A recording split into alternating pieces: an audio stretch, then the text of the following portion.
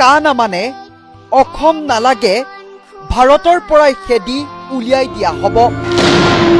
যিদিনাখনে কাটো নামানিব এই সকল লোকক অসমটো বাদ দিয়ক ভাৰতৰ পৰা খেদি উলিয়াই পঠিওৱা হ'ব।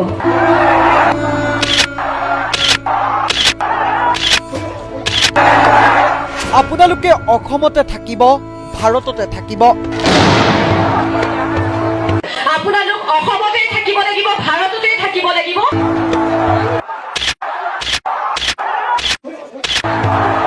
কা আমি মানিমেই, কা আমাক লাগিবই।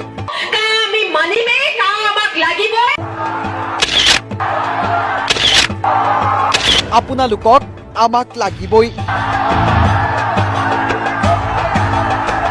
হয়, এয়া জাগিৰোডত পীযুষ হাজৰিকাৰ নিৰ্বাচনৰ প্ৰচাৰ সভা।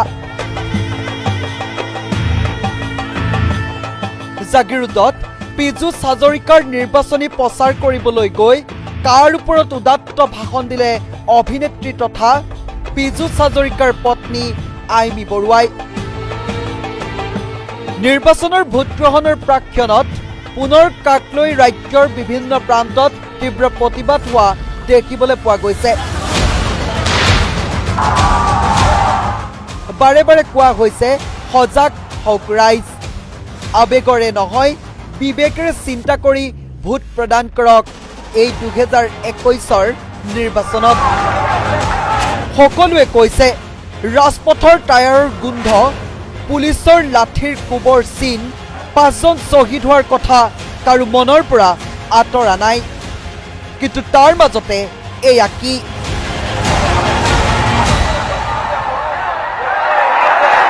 হয়, কা সন্দৰ্ভত নিৰ্বাচনী প্ৰচাৰ সভাত কি মন্তব্য কৰিলে অভিনেত্ৰী আইমী বৰুৱাই এই মুহূৰ্তত শুনাব বিচাৰিছো। কা মানে হ'ল একেবাৰে সহজ অৰ্থত এই যে ইমান দিনে ইমান বছৰৰ পৰা বঙালী সম্প্ৰদায়ৰ লোকসকল অৰ্থাৎ আপোনালোকসকল যিসকল আমাৰ মাজত বসবাস কৰি আছে, এই সকল লোকক যিদিনাখনে কাটো নামানিব এই সকল লোকক অসমটো বাদ দিয়ক ভাৰতৰ পৰা খেদি উলিয়াই পঠিওৱা হ'ব। কৈছো আপোনালোক অসমতে থাকিব লাগিব, ভাৰততে থাকিব লাগিব। কা আমি মানিমেই, কা আমাক লাগিবই, আপোনালোকক আমাক লাগিবই।